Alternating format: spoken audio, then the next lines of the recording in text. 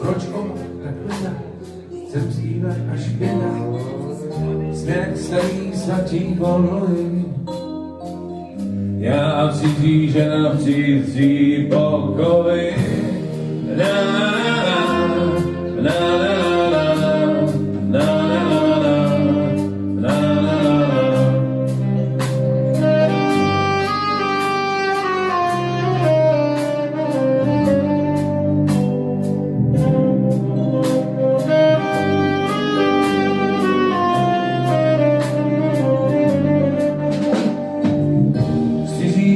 v cizím pokoji,